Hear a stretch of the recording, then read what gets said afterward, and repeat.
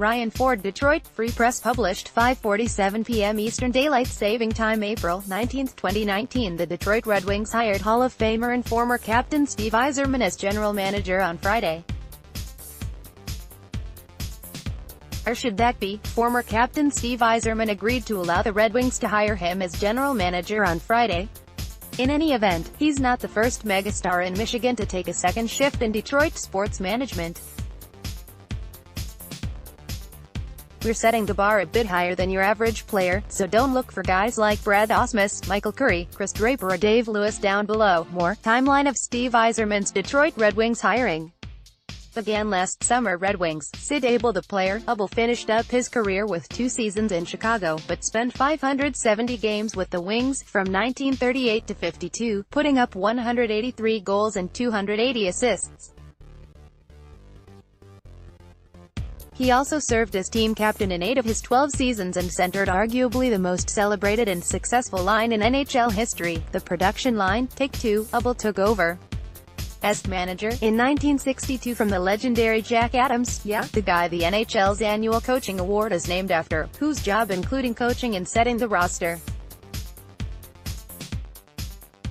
The Wings were still mostly successful, thanks to a core that included Gordie Howe, Alex Delvecchio and Norm Uelman, and, for one final season, Ted Lindsay.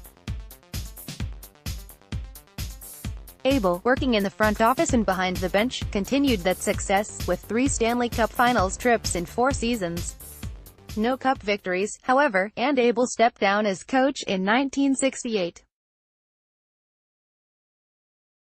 He returned briefly to coach during the 1969-70 season, one of just 2 playoff appearances during the 1970s for the Wings, and jumped to the Kings GM job in 1971. More. How Steve Yzerman can continue Detroit Red Wings rebuild. A to-do list. Lions. Joe Schmidt. The player. Schmidt was arguably the greatest defensive player in Lions history.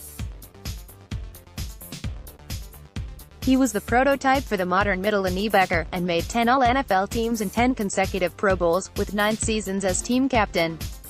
Take 2. Schmidt spent 1 season as a Lions assistant after retiring in 1966, and was promoted to head coach in 1967. The Lions went 9-1-5-4 in his first 2 seasons, then, thanks to a pair of talent-packed drafts, including Mel Farr, Charlie Sanders and Lem Barney, went 9-4-1 in 1969. The Lions returned to the playoffs finally in 1970, but lost 5-0 to the Cowboys. His final 2 seasons weren't disasters, with a 2nd of November 15 record, but Schmidt was not impressed and unexpectedly resigned in January 1973, telling the Free, "I really don't enjoy coaching anymore. It got to be a burden more than a fun-loving game. I promised my family and myself when I started coaching that I would get out when it stopped being fun. Unfortunately, it's reached that point." More. Steve Yzerman's track record as a GM, plenty for Detroit Red Wings to like. Red Wings. Alex Delvecchio. The player, one of 8 players to have his number retired by the Wings franchise. Delvecchio spent 11 seasons as Wings captain and had 456 goals and 825 assists in 1,550 NHL games, all with the Wings. He played just 11 games of the 1973-74 season, retiring when coach Ted Garvin was fired by GM Ned Harkness and taking over as coach. Take 2. Ned Harkness' time as coach and GM is one of the darkest in Wings history. Delvecchio couldn't do much to turn things around, first as coach, then as GM when Harkness resigned in 1974. The Wings went just 6-5-1-4-4-3-1 in 3 years with Delvecchio as GM. He hung it up in 1977. Red Wings. Ted Lindsay. The player, over the course of his career, and for years after, he received just about every honor an NHL player can receive, including 9 All-Star nods and the Hockey Hall of Fame in 1966. He's still 6th in franchise history in goals, with 335, and 9th in assists, with 393. He also played 3 seasons in Chicago, exiled there by Jack Adams for his role in attempting to organize a player union in the 1960s.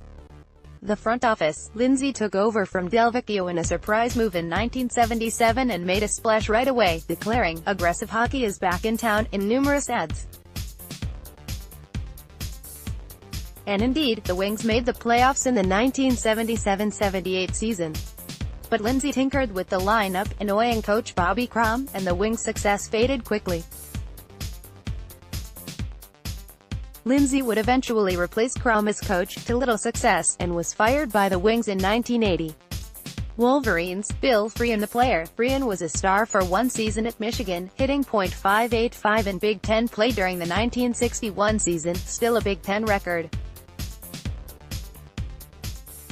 Frein signed with the Tigers for $125,000 and transitioned quickly to MLB stardom.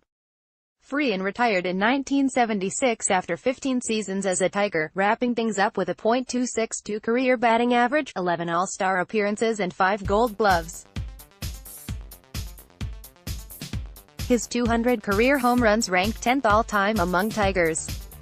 Take two, Frein, after years away from baseball in the private sector, took over the Michigan baseball program before the 1990 season after his alma mater had been hit with NCAA sanctions after players received money to sell football programs.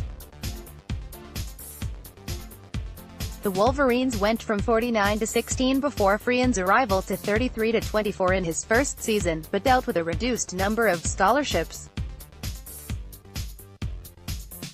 Frein finished his 6 seasons with the Wolverines with a 1.66, 1.67, record, and a 7.6, 8.90 record in Big Ten play. Frein and his wife, Pat, recently went public with his struggle against dementia, raising money for Hospice of Michigan in the process. Pistons. Joe Dumars, the player, drafted by the Pistons in 1985, Dumars teamed with Isaiah Thomas to form one of the NBA's greatest guard tandems.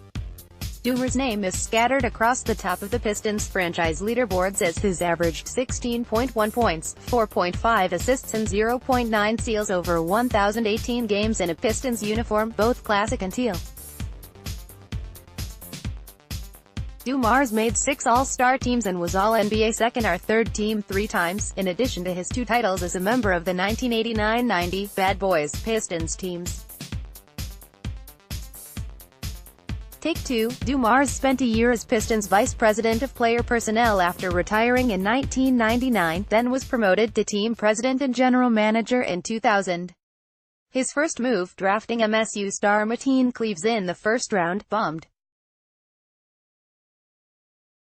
But his second, getting Ben Wallace from the Magic as part of the Grant Hill sign and trade in the summer of 2000, started the foundation of the Pistons' go-into-work era. Trader Joe then picked up Tayshaun Prince, draft Chauncey Billups, free agent, Rip Hamilton, trade.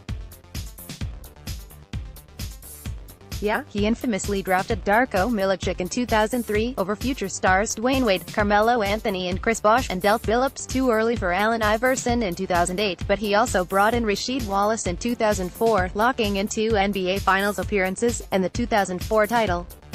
The Pistons went 595 to 536 overall before Dumars departed after the 2014 season. Tigers. Alan Trammell, the player. Trammell spent all 20 seasons of his Hall of Fame career in Detroit, hitting .285 with 185 homers, making 6 All-Star teams and winning 3 Silver Slugger awards and 4 Gold Gloves at shortstop. Trammell was also one of the faces of the beloved 1984 Tigers, winning World Series MVP in the Tigers' 5-game victory over the Padres. Get more Tigers news and analysis in your inbox every week. Subscribe to the Tigers newsletter here. The front office, Trammell's coaching resume, a season as Tigers hitting coach, 3 seasons as Padres first base coach, gave no warning of the disaster that would be his debut as Tigers manager in 2003. The Tigers lost an AL record 119 games, avoiding setting the MLB losses record only with a surge in the final week. Those losses weren't entirely his fault. The Tigers had virtually no star talent as general manager Dave Dombrowski rebuilt the franchise. Trammell actually finished 9 in AL Manager of the Year voting, presumable for not physically injuring himself or his players after all those losses. His next seasons weren't much better, as the Tigers went 143 to 181. He was fired after the 2005 season. His replacement, Jim Leyland, went 96-86 and made the World Series in 2006. Sorry, Tram, Wolverines, Jim Harbaugh the player. Harbaugh was brash, bold and successful as a quarterback under coach Bo Schembechler from 1983 to 86. He finished his career with 5,449 passing yards and 31 passing touchdowns, totals that still rank 7th and 9th respectively, in Michigan history. Oh, and he guaranteed a win over Ohio State in 1986, confidently stating the Wolverines would win the Big Ten title and go to the Rose Bowl 5 days before they actually did. Harbaugh wasn't great in the game, but the win was what mattered. The front office, after a rapid rise through football's coaching ranks, winning in short stints at the University of San Diego, Stanford and then the San Francisco 49ers, Harbaugh was lured home with a big contract and the even bigger task of returning the Wolverines to national prominence.